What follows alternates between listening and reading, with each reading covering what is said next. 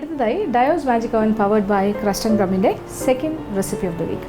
ഈ ആഴ്ചത്തെ second recipe ഒരു മധുരമാണ്. ഞാൻ നേരത്തെ തന്നെ ഒരു വാക്ക് തന്നിരുന്നു, എന്താണ്, വെജിറ്റേറിയൻസിനും കൂടി ഉണ്ടാക്കാൻ പറ്റുന്ന ഒരു ഐറ്റം ആയിരിക്കുന്നത്.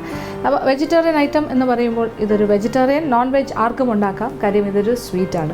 ഈ സ്വീറ്റ് ഒരു നാടൻ പലഹാരമാണ്. ഇത് വീടുകളിലെല്ലാം ഉണ്ടാക്കി ഒരാഴ്ച വരെ കേടുകൂടാണ്ട് സൂക്ഷിച്ച് ഉപയോഗിക്കാൻ പറ്റിയ കാര്യമാണ്. ഒരുപാട് പേർക്ക് ഇഷ്ടമാണ്. ഒരു 4 മണി പലഹാരമായിട്ടും കുട്ടികൾക്ക് ഇടയ്ക്കിടയ്ക്ക് കഴിക്കാൻ കൊടുക്കാൻ പറ്റി, അതിഥികൾ വീട്ടിൽ വന്നാൽ സൽക്കരിക്കാൻ പറ്റിയ ഒരു ഐറ്റമാണ്. അപ്പോൾ ഇത് വേറെ ഒന്നുമല്ല, അവൽ വിളയിച്ചത്. അപ്പോൾ അവൽ വിളയിക്കുന്നത് പലരും പല രീതിയിലാണ്. അവൽ നമുക്ക് ഇൻസ്റ്റൻ്റായിട്ട് എന്താ പറയുക, പെട്ടെന്ന് തന്നെ ഒരു അതിഥി വന്നാൽ അവൽ വീട്ടിലുണ്ടെങ്കിൽ കുറച്ച് തേങ്ങയും പഞ്ചസാരയോ അല്ലെങ്കിൽ ശർക്കരയിട്ട് കൈകൊണ്ട് ഞെകിടിയിട്ട് അങ്ങനെ നമുക്ക് പെട്ടെന്ന് ഒരു വിഭവം തയ്യാറാക്കാം. പക്ഷേ ഇത് അതല്ല. അവൽ വിളയിച്ചതെന്ന് പറഞ്ഞ് ചിലപ്പോൾ ബേക്കറികളിലൊക്കെ എനിക്ക് തോന്നുന്നു പാക്കറ്റ്സിൽ വാങ്ങാൻ കിട്ടും ഈ ഒരു രീതിയിൽ. കാര്യം ഇത് ഇരുന്നാൽ കേടാകാണ്ട് ഒരാഴ്ച വരെ ഉപയോഗിക്കാൻ പറ്റുന്ന കാര്യമാണ്. പുറത്ത് വെച്ചാൽ പോലും ഫ്രിഡ്ജിലൊന്നും വെക്കേണ്ട ആവശ്യമില്ല.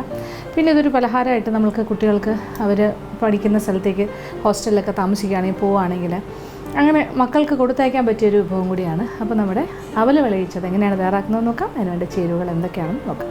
അവൽ 1/2 കിലോ, ശർക്കര 3/4 കിലോ, വെള്ളം 3/4 കപ്പ്, തേങ്ങ 3 ചെറുത് ചിരകിയെടുത്തത്, ഏകദേശം 6 കപ്പ്, നെയ്യ് 3 ടേബിൾ സ്പൂൺ, കറുത്ത എള്ള് 1/4 കപ്പ്, അണ്ടിപ്പരിപ്പ് 50 ഗ്രാം, പൊരിക്കടല 1/2 കപ്പ്, ഏലക്ക പൊടിച്ചത് 1/2 ടീസ്പൂൺ. അപ്പോൾ നമുക്ക് അവൽ വിളയിച്ചത് തയ്യാറാക്കി തുടങ്ങാം. ഇത് വളരെ എളുപ്പത്തിൽ ചെയ്യാൻ പറ്റിയൊരു കാര്യമാണ്. പക്ഷേ പലർക്കും അതിൻ്റെ കറക്റ്റ് എത്ര മെഷർമെൻറ്റ്, എത്ര അളവ് വേണം, അത് ഏത് രീതിയിൽ ചെയ്യണം, അങ്ങനെയുള്ള കാര്യത്തിലൊക്കെ ചില സംശയങ്ങളുണ്ട്. അതുകൊണ്ട് തന്നെ കൃത്യമായ അളവ് പാലിച്ച് നമുക്ക് ഇത് തയ്യാറാക്കാം. ആദ്യം തന്നെ ശർക്കര ഉരുക്കി എടുക്കണം. ഉരുക്കാന്ന് വെച്ചാൽ ഒരു നൂൽ പാകൊന്നും ആകണ്ട, വെറുതെ ഒന്ന് ഉരുക്കിയെടുക്കണം. വെള്ളം ഒഴിച്ചൊന്ന് അതിനെ ഒന്ന് അലിയിച്ചെടുക്കുന്ന പ്രോസസ്സ്. അപ്പോൾ ചുവട് കട്ടിയുള്ളൊരു പാത്രം ആദ്യം അടുപ്പിലേക്ക് വെക്കാം. അതിലേക്ക് കറക്റ്റ് അളവായിരിക്കണം. ഇനി ഞാൻ പറയുന്ന കാര്യങ്ങൾ വളരെ ശ്രദ്ധിച്ച് കേൾക്കുക.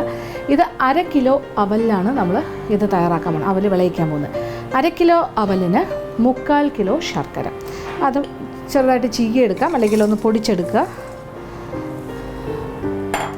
അപ്പോൾ 3/4 കിലോ കറുത്ത ശർക്കരയാണെങ്കിൽ കൂടുതൽ നല്ലത്, കാര്യം അവൽ വിളയിച്ചതിന് ഒരു ഡാർക്ക് കളറാണല്ലോ സാധാരണ. അതിനോടൊപ്പം ഈ പൊടിച്ചെടുത്ത് 3/4 കിലോ ശർക്കരയിലേക്ക് 3/4 കപ്പ് വെള്ളം, 3/4 കപ്പ് വെള്ളവും ഒഴിച്ചു കൊടുക്കാം. അപ്പോൾ ഈ 3/4 കപ്പ് വെള്ളത്തിൽ കടന്നിട്ടാണ് ഈ ശർക്കര ഉരുകുന്നത്. ഉരുകാന്ന് വെച്ചാൽ ഒരു എന്താ പറയുക, അലിഞ്ഞ് ഒരു ലിക്വിഡ് ഫോമിലേക്ക് മാറുന്നു.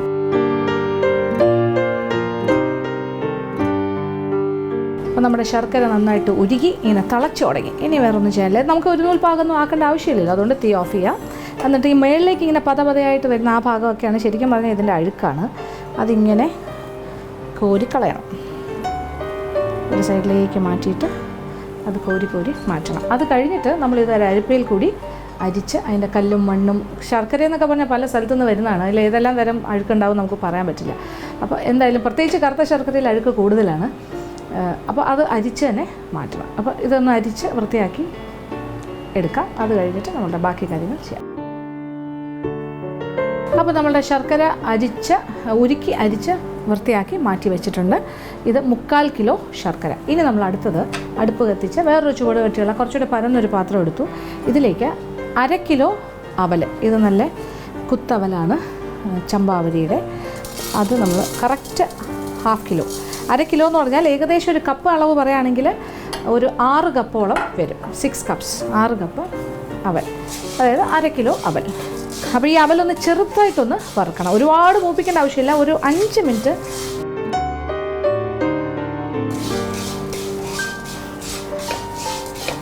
അപ്പോൾ അവൽ പാകത്തിന് മൂത്ത് കഴിഞ്ഞു. അപ്പോൾ ഇപ്പോൾ നല്ല ചൂടായി കഴിഞ്ഞു. അത് കഴിഞ്ഞൊരു 5 മിനിറ്റ്സ് ആയിട്ട് ഞാനിങ്ങനെ ഇളക്കിക്കൊണ്ടിരിക്കുവാണ്. ഇനി നമുക്ക് എന്താ വേണ്ടത്?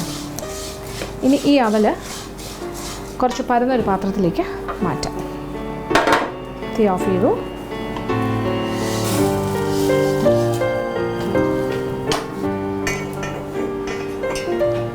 അപ്പോൾ ഉരുളി അടുപ്പിലേക്ക് വെച്ചു, അടുപ്പ് കത്തിച്ചിട്ടുണ്ട്. അപ്പോൾ ഇനി ഇതിലേക്ക്, ഈ ചൂടായി കിടക്കുന്ന ഉരുളിയിലേക്ക് നമ്മൾ തേങ്ങ ചെരുകിയത്, അപ്പോൾ നല്ല മൂത്ത തേങ്ങ ആയിക്കോട്ടെ, ഇളം തേങ്ങ വേണ്ട, കുറച്ച് മൂത്ത തേങ്ങ. ഇത് 6 കപ്പാണ്. 6 കപ്പ് നിറച്ചെടുത്തിട്ടുണ്ട് ചെരുകിയത്. 3 ചെറിയ തേങ്ങ അല്ലെങ്കിൽ 2 വലിയ തേങ്ങ. ആദ്യം തേങ്ങ ഒന്ന് ചെറുതായി വറുക്കണം. അതും ബ്രൗൺ കളറൊന്നും ആകണ്ട, ചെറുതായി ഒന്ന് വാട്ടിയാൽ മതിയാകും. ചെറുതായിട്ട് ഇച്ചിരി ഒന്ന് ഡ്രൈ ആയിക്കോട്ടെ, കാര്യം ഇത് ഒരാഴ്ചയൊക്കെ കേടാകാണ്ടിരിക്കണ്ടേ നമ്മളുടെ അവൽ വിളയിച്ചത്. അപ്പോൾ അതിന് കണക്കാക്കിയിട്ടാണ് ഇതെല്ലാം ചെയ്യുന്നത്. അപ്പോൾ അതിലിങ്ങനെ ഒന്ന് ആവി കയറി തേങ്ങ ഒന്ന് ചെറുതായി ഒന്ന് വെന്ത് വരണം, അത്രേ ഉള്ളൂ. ചെറുതായിട്ടൊന്ന് ഡ്രൈ ആവും, അത്ര ഒരു അല്പം ഈർപ്പം മാറും. അപ്പോൾ തേങ്ങ ഒന്ന് അമങ്ങി എന്ന് വെച്ചാൽ എന്താ, ക്വാണ്ടിറ്റി ഇച്ചിരി ഒന്ന് കുറഞ്ഞു. കാര്യം ഇച്ചിരി ആവി വരുന്നുണ്ടോ തേങ്ങയിൽ നിന്നും. അപ്പോൾ അതിൻ്റെ ഈർപ്പം ഒരല്പം ഇതിലേക്ക് ഇങ്ങനെ ആവിയായിട്ട് പോവാണ്. ഒന്ന് കുഴഞ്ഞ ഭാഗമായിട്ടുണ്ട് തേങ്ങ. ഇനി നമ്മളൊരു കാര്യം ചെയ്യേണ്ടത്, അപ്പോൾ ഇതാണ് സ്റ്റേജ്. കണ്ടല്ലോ, ഇത്രയും മതി. നല്ല മണം, തേങ്ങ വേകുന്നൊരു മണം.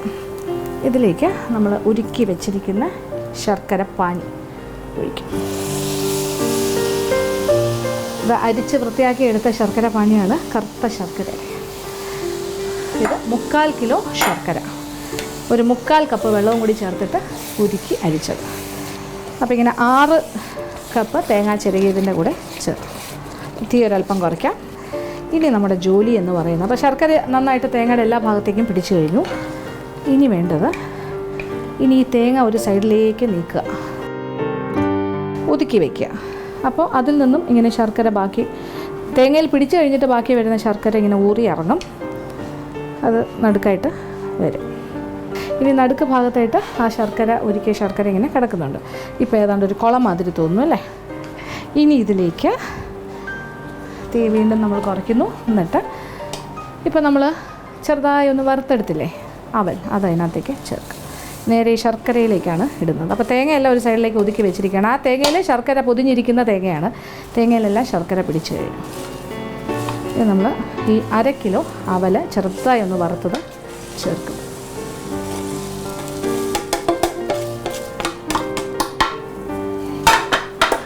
എന്നിട്ട് അതിന് ഈ ശർക്കര ഉരുക്കിയത് കൊണ്ട് നന്നായിട്ടൊന്ന് മിക്സ് ചെയ്യുക. ഉരുകിയ ശർക്കര നടുക്കുണ്ടായിരുന്നല്ലോ, അത് നമ്മുടെ അവലിങ്ങനെ കുഴഞ്ഞ് വരാൻ പാകത്തിന് ആവശ്യത്തിനുണ്ട്. ഇനി ഇതിലേക്ക് നമ്മൾ ഏലക്ക പൊടിയും കൂടി ചേർക്കാൻ പോവുകയാണ്. ഏതാണ്ട് ഒരു 1.5 ടീസ്പൂണോളം ഏലക്ക പൊടിച്ചത്.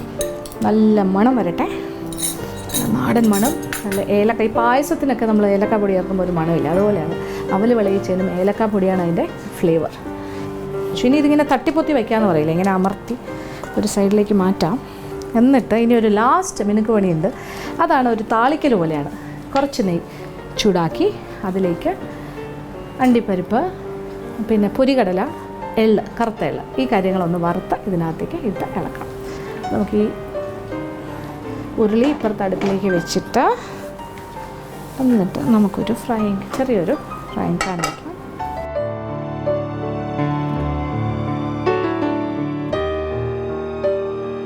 ഇനി നമ്മൾ നെയ്യ് ഒരു 3 വലിയ സ്പൂൺ നെയ്യ്,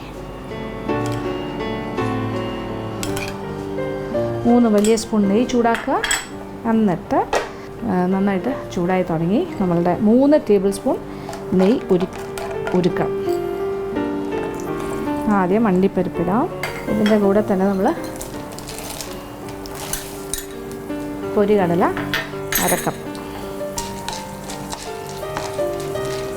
എല്ലാം കൂടി ഒന്നിച്ച് കിടന്ന് മൂക്കട്ടെ. ഇതിനോട് കൂടി തന്നെ എന്താണ് ചേർക്കാൻ പോകുന്നത്, എള്ള്, കറുത്ത എള്ള് 1, 2 ടേബിൾ സ്പൂൺ വേണമെങ്കിൽ അത് മതി, ഇല്ലെങ്കിൽ ഒരു 3 ടേബിൾ സ്പൂൺ, ഏകദേശം ഒരു 1/4 കപ്പ് എന്ന് പറയാം. അണ്ടിപ്പരിപ്പിൻ്റെയൊക്കെ നിറം ചെറുതായി മാറി തുടങ്ങി, ഇളം ബ്രൗൺ കളർ. തീ ഓഫ് ചെയ്യാം. അപ്പോൾ എല്ലാ കാര്യങ്ങളും പാകത്തിന് മൂത്തിട്ടുണ്ട്. അണ്ടിപ്പരിപ്പ്, പൊരികടല 1/2 കപ്പ്, പിന്നെ ഒരു 3 ടേബിൾ സ്പൂണോളം കറുത്ത എള്ള്. ഈ നെയ്യോടുകൂടി നമ്മളിത് ഈ അവല് നമ്മളിങ്ങനെ ഇളക്കി വെച്ചിരിക്കുന്ന ഈ അവലിൻ്റെ കൂട്ടിലേക്ക് ഇടാം. അങ്ങനെ നമ്മളുടെ അവൽ വിളയിച്ചതിൻ്റെ മുകളിലുള്ള വിളയിക്കൽ കാര്യങ്ങൾ, ബാക്കി കാര്യങ്ങളൊക്കെ നടന്നു കഴിഞ്ഞു. അപ്പോൾ ഇതൊരു അലങ്കാരം മാത്രമല്ല, ഇതൊരു സ്വാദാണ്. ഇത് നമുക്ക് നന്നായിട്ടൊന്ന് ഇളക്കിയെടുക്കാം.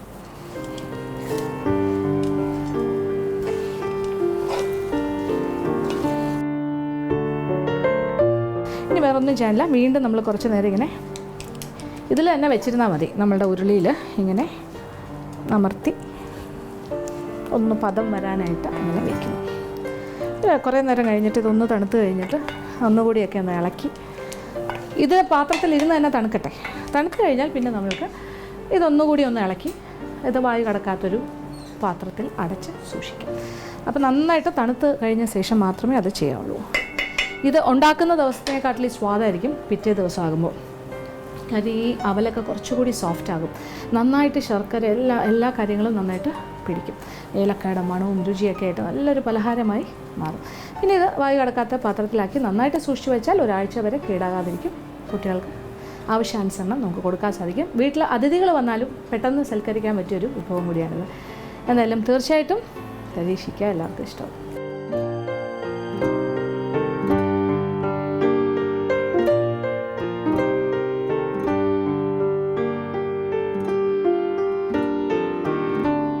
അങ്ങനെ നമ്മളുടെ എപ്പിസോഡ് ഇന്ന് അവസാനിക്കുകയാണ്. ഇന്നത്തെ 2 വിഭവങ്ങളും നിങ്ങൾക്ക് എല്ലാവർക്കും ഇഷ്ടപ്പെട്ടാണെന്ന് വിചാരിക്കുന്നു. ആദ്യം കാണിച്ചൊരു നോൺ വെജിറ്റേറിയൻ ആയിരുന്നു, ഒരു വളരെ എളുപ്പത്തിൽ ചെയ്യാൻ പറ്റിയ ഒരു ചിക്കൻ ടൊമാറ്റോ റോസ്റ്റ്. പിന്നെ രണ്ടാമത് കാണിച്ചതും എല്ലാവരും ഇഷ്ടപ്പെടുന്ന ഒരു വളരെ നാടൻ വിഭവമാണ്. ഒരു പക്ഷേ നമ്മളുടെ മുത്തശ്ശിമാരുണ്ടാക്കിയിരുന്ന ഒരു പലഹാരം എന്ന് നമുക്ക് വേണമെങ്കിൽ പറയാം. അതിങ്ങനെ തലമുറകൾ കൈമാറി വന്നത്. അപ്പോൾ ഇനിയുള്ള ജനറേഷനും ഇത് മനസ്സിലാക്കണമല്ലോ. അപ്പോൾ അവൽ വിളയിച്ചതും എല്ലാവർക്കും ഇഷ്ടപ്പെട്ടു കാണുമെന്ന് വിചാരിക്കുന്നു. അപ്പോൾ ഇന്നത്തെ ഈ 2 വിഭവങ്ങളും പരീക്ഷിക്കുക, എല്ലാവർക്കും ഇഷ്ടമാവും.